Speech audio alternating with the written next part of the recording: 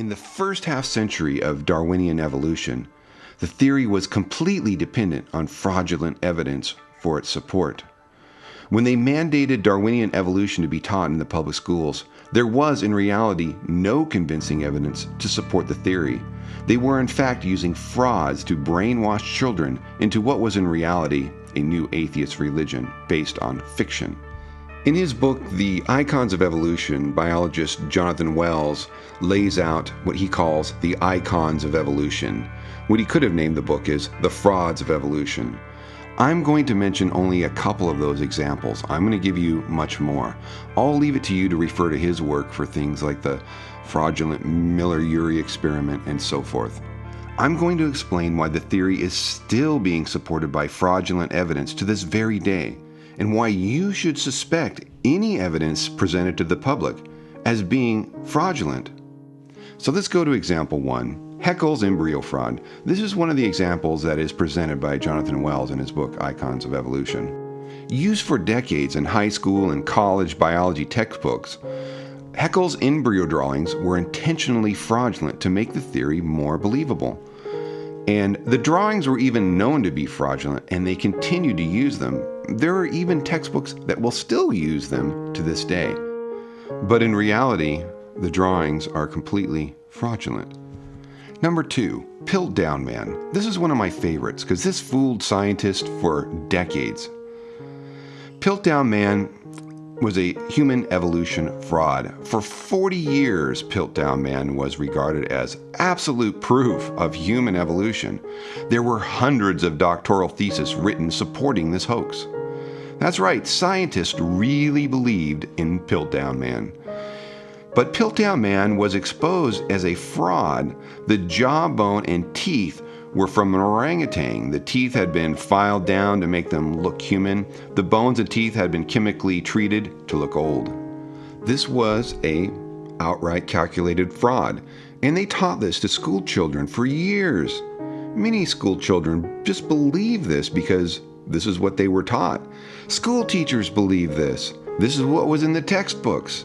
But that wasn't the end of it. There's much, much more. Number 3, the Nebraska Man fraud. The discovery of Nebraska Man was such compelling evidence for the evolution.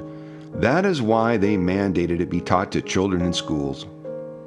But the fossil was constructed from a single tooth that turned out to be from an extinct species of pig, which was later found to still be alive.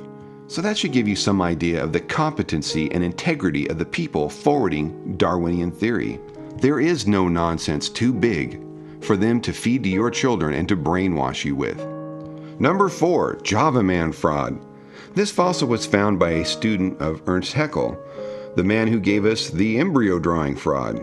Java Man was constructed from a human skull cap that was taken from a native gravesite on Java Island. The student knew it was a fraud because he had 2 other human skull caps from the same location he hid for years. So student like teacher, Haeckel must have taught him well. Number 5, Neanderthal Man. Announced as a vital missing link between humans and earlier hominids. But, quote, detailed comparisons of Neanderthal skeletal remains and those of modern humans have shown there is nothing in Neanderthal anatomy that conclusively indicates locomotor, manipulative, intellectual, or linguistic abilities inferior to those of modern humans. Quote from Harding Luke 2005, Another Day, Another Science Fraud.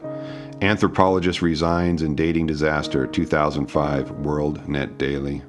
So basically, human anatomy has great variance. We have very small people in the pygmy tribe, and then we have basketball players who are almost 8 feet tall.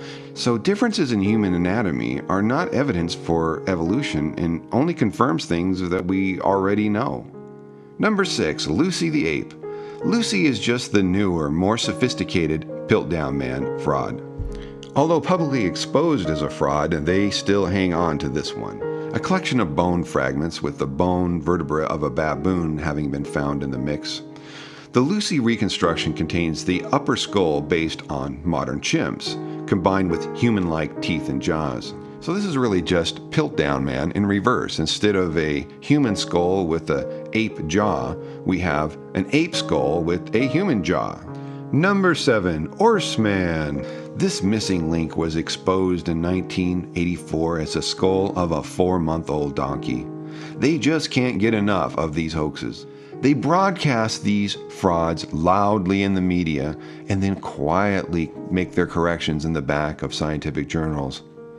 So this is all for public consumption. You need to understand this about the Darwinian theory paradigm.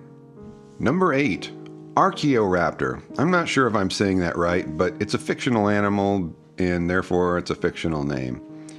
First considered to be the missing link between dinosaurs and birds, this hoax was produced by a farmer in China using 2 different fossils glued together. In 1997, National Geographic published this as the true missing link. It wasn't until 2000 that scientists realized it was a hoax. They said they were too busy to study it. A true missing link they were too busy to study. But notice they weren't too busy to publish it as the true missing link.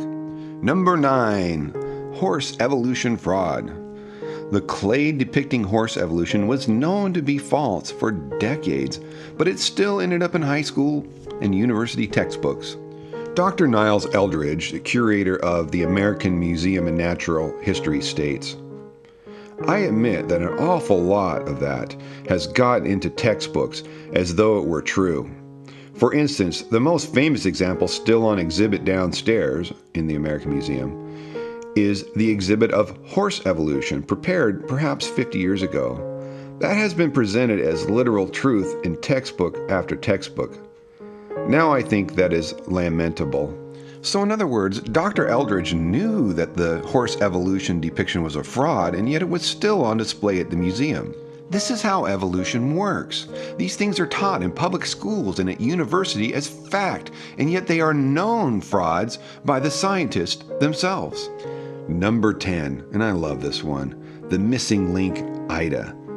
In May of 2009, the discovery of the Ida fossil was hailed as the missing link in human evolution. Ida was broadcast in a media frenzy. Books, websites, videos were all abuzz over the new discovery. They claim this fossil was part of our evolution, and while Ida is a very nice fossil, in reality she is nothing more than an extinct species of lemur, nothing more. Even in Darwinian terms, there is nothing that indicates Ida could even possibly be part of a human evolutionary chain. The fossil was found in rock layers that in evolutionary terms are much younger than known fossils of other more advanced primates, including other lemurs. But of course, these facts only come out after the media frenzy. Darwinian propaganda is over. And number 11, Darwin's finches. And this one's great because this is what kicked off the entire speculation that all life could begin by random changes, random variations, and natural selection. But now, after almost 2 centuries of observing these birds, what we see is that the changes in beak sizes just keeps going in circles. It's not going anywhere. The birds are not evolving into anything more than what they are. They're not gaining further complexity. And so Darwin's mechanism has no evidence that it can produce complex integrated systems like you would see in, say, a heart-lung system or things that require forethought. So we know that Darwin's mechanism doesn't work. It doesn't logically work for the purpose of creating complex integrated systems. A favorite example, evolutionists like Dawkins like to say, an eye would be easy to evolve. All you need is a little indentation in a pinhole camera and you can get eyes. That's completely ignoring the fact that the complex part of an eye is the visual cortex in your brain. And we haven't the foggiest idea how this immensely complex part of our brain works. It's designed specifically for deciphering visual coding and then somehow transmitting it to our consciousness so we see beautiful colors and images. So Darwinian evolution is either just wishful thinking or not thinking the problem through before they start talking about it. So while I could go on with more of these examples, in conclusion, evolution was supported by frauds from the very beginning, and is still supported by frauds to this very day. Lucy, Ida, and horse evolution are prime examples. They simply keep replacing the old frauds with the new and better frauds, such as they still maintain the Lucy fraud even though it's been outed as a fraud for many years now. So when people tell me, "Look at the evidence," I reply, "I have, and there's one thing that is certain.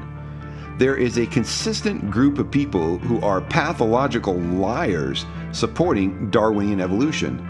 They are proven liars. Why should I believe anything they say on this topic?" So unless I can independently verify whatever new evidence comes out, I have to assume that more than likely it's fraudulent than not. All the biggest discoveries in evolution were frauds. So considering the long history of fraud supporting Darwinian evolution, it is only logical to first assume that whatever they are presenting is more of the same. You have to always remember it takes sometimes decades for other scientists to uncover these frauds and expose them. This includes the so-called DNA evidence and all these other things. You can know with absolute certainty that there is statistical cherry picking going on to put a shine on this theory. In the past, we know for certain that people believed evolution based on fraud after fraud, and there was really no substance to the theory at all without the frauds. So with this long, well-documented history of fraud supporting Darwinian evolution, you must always remember that the burden of proof is on those advancing the theory to show us that they are not presenting us with more frauds. Always remember, they fool PhD scientists for decades with these frauds. So personally, I have no reason to trust anything from the people who are advancing this theory. And you have no reason to trust them either.